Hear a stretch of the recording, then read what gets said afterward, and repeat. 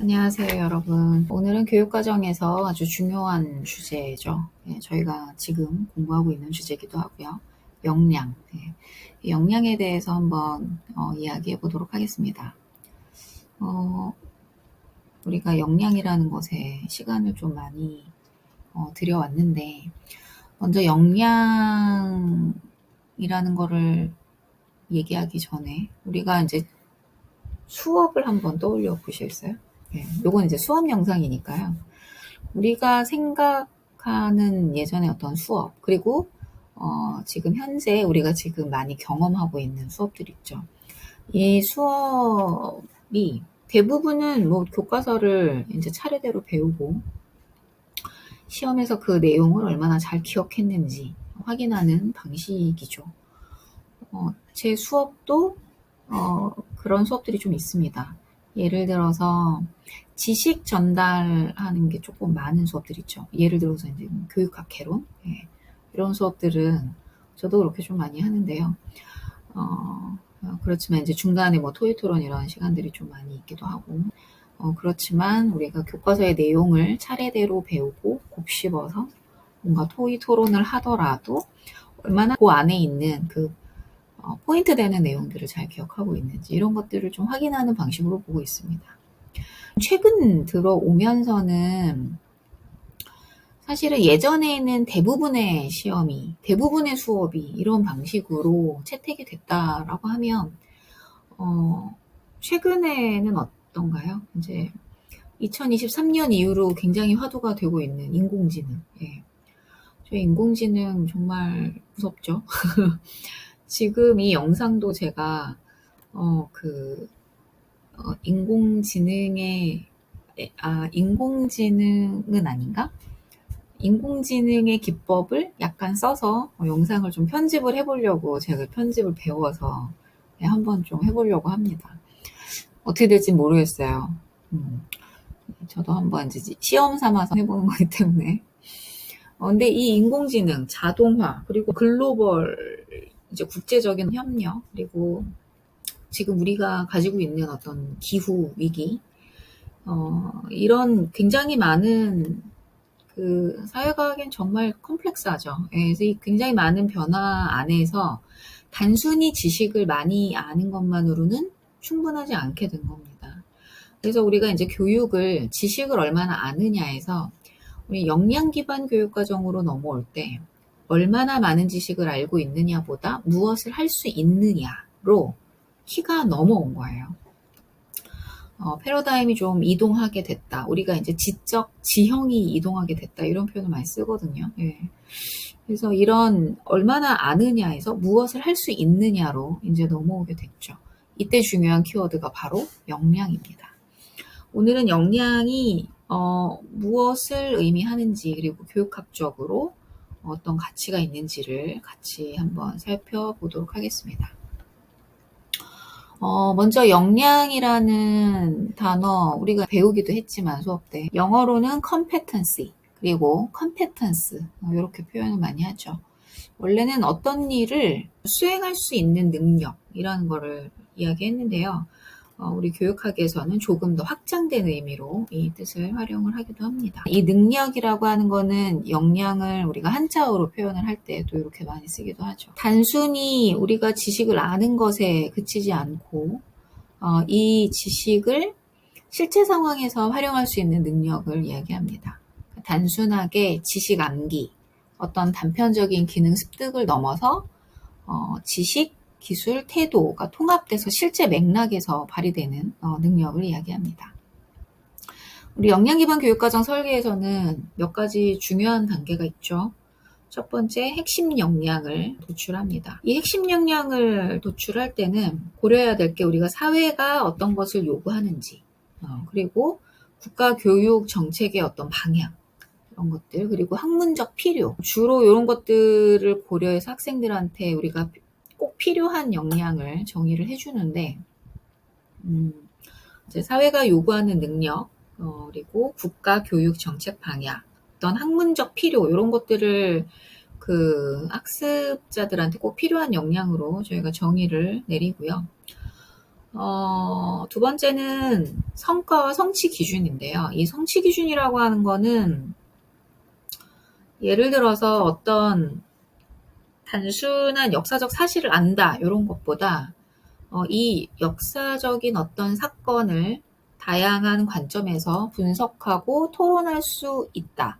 이렇게 좀 구체적이고 무언가를 디테일하게 요구하는 성취 기준. 그럼 여기에 대한 그 평가 지표, 평가 기준이라고 하는데요.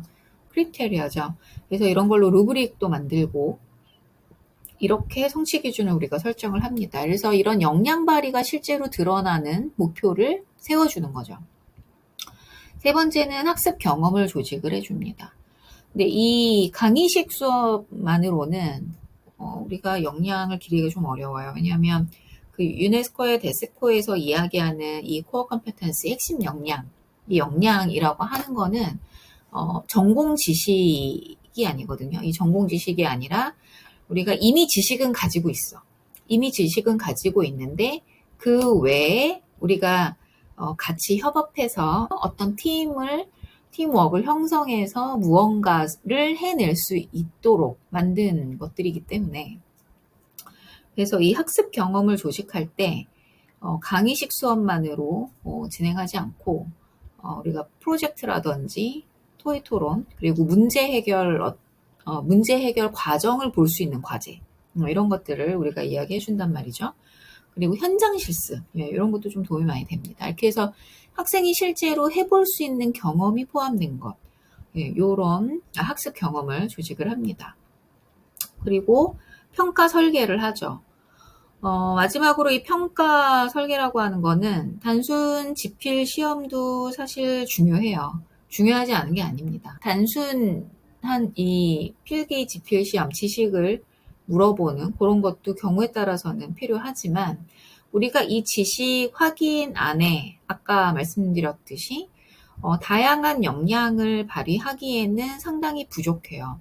만약에 이렇게 단답형으로 바로바로 나오는 것들 뭐 나는 누구냐? 그러면 나는 뭐뭐뭐다. 그런데 이름 뭐뭐뭐로 내가 설명이 되지는 않잖아요. 우리가 역사적 사실을 놓고 봤을 때 이 역사적 사실이 어떤 하나의 뭐 예를 들어서 무슨 사화다. 그러면 그 사화 하나의 이야기가 있고 이 사화를 통해서 굉장히 다양한 관점에서 이루어진 것들. 이게 왜 일어났고 이런 면은 타당하고 그렇지만 여기서 이렇게 하면 안 돼. 뭐 이런 내용들이 있잖아요. 그래서 이런 역량 발휘를 측정하기엔 상당히 부족한 측면이 있다. 단순 지필 시험은. 그래서 우리가 수행평가, 포트폴리오, 발표, 협력 이런 자료들을 많이 활용을 합니다. 우리 수업에서도 그렇게 활용이 될 예정입니다. 이 영상에서는 뭐 길게 이야기는 안 하겠지만 그 다음 우리가 뭐 좀 정리를 하고 넘어가자면 역량은 원래 능력이 있다, 뭐 적합하다 이런 유래했는데 일반적으로는 특정 과제를 성공적으로 수행할 수 있는 능력을 의미한다. 그리고 우리 교육학에서는 제가 수업 시간에 가장 강조를 많이 한 게 뭐예요? 지식기술 태도죠. 지식기술 태도. 이 지식기술 태도에서 지식의 시대는 이미 갔고 기술의 시대도 가고 있고 인간에게 남은 가장 마지막 능력? 태도입니다. 그래서 태도 가장 중요하다. 이런 말씀도 많이 드렸는데요. 이 어떤 그 학자들에 따라서 역량에 대한 정의를 많이 내리고 있어요. 그런데 이제 그 공통된 내용은, 역량들의 공통된 내용은 단순한 기능이 아니라 어떤 태도, 가치, 자기 성찰 능력, 이런 것들이 굉장히 많이 내포되어 있다. 이런 개념이라는 거죠. 그리고 지식이라고 하는 것, 지식, 기능, 역량 뭐 이런 것들을 좀 구분을 해보자면 지식이라고 하는 거는 우리 머릿속에 있는 어떤 정보다. 그런데 제가 이렇게 뭔가 계속 이야기하는 이런 것들, 제 머릿속에 있는 것과 이것으로 어떤 것을 프랙티스하는 것, 수행하는 것은 또 다른 일이죠. 그래서 이 지식과 실제로 우리가 무언가를 수행할 수 있는 스킬, 기술은 또 다릅니다. 이 두 가지 역량을 실제 맥락에서 조합해서 실제 문제 해결을 도출하는 것, 이런 능력, 이런 능력이 역량이라고 볼 수 있습니다. 그래서 역량은 지식을 적용할 수 있는 어떤 힘이라고 볼 수 있겠습니다. 우리 역량의 다차원성을 강조합니다. 이 역량은 단순히 한 가지 능력은 아니고요. 여러 차원의 능력이 결합된 개념이라고 하죠. 그래서 혹자는 이 역량을 인지적, 기능적, 사회적, 메타 역량으로 구분을 하는 사람도 있습니다. 이 인지적 역량은 문제를 이해하고 분석하는 어떤 지적 능력을 이야기하고요. 그리고 기능적인 역량은 실제 과업을 수행하는 능력. 그리고 사회적 역량은 타인과 협력하고 의사소통하는 능력을 이야기합니다. 메타 역량은 자기 성찰과 많이 연결이 되어 있어요. 우리가 지난 수업 때 왜 나에게 부족한 역량 중에서 자기관리 역량이 가장 많이 나왔다, 뭐 이런 말씀을 드렸는데, 자기 성찰과 학습을 이어가는 그런 능력으로 볼 수 있습니다. 그래서 이런 다양한 부분들을 좀 보면 역량은 단순히 우리가 알고 있다, 그리고 뭐 할 수 있다, 뭐 이런 것보다 모두가 여럿이 혹은 개인이 혹은 여럿이 이렇게 할 수 있고 또 함께 할 수도 있고 그리고 성장할 수 있고 이런 능력이라는 것을 우리가 알 수 있겠습니다. 우리 늘 이야기하지만 습의 시대라고 하잖아요. 학습의 시대. 예. 저도 뭔가를 계속 배우고픈 이런 욕구가 있고 이런 영상을 이렇게 만드는 것도 사실 내가 학자로 이렇게 뭔가 나의 이 존재의 가치를 학자로 살면서 내 인생에 뭐 한 30년, 20년 뭐 이렇게 일정 기간을 이렇게 산다고 하면 그 이후에는 무엇이 될까? 약간 이런 생각을 많이 하게 되잖아요. 그래서 늘 생각하는 건데 이렇게 책을 보면 책 뒤에 우리가 레퍼런스들이 많이 나와 있잖아요. 이 세상에 있는 이 교육 관련 서적들을 내가 다 읽고 죽을 수 있는 것인가? 불가능하겠죠. 그래서 이 조금 더 약간의 강제성을 좀 얻기 위해서 이런 코너들을 좀 마련을 해봤습니다.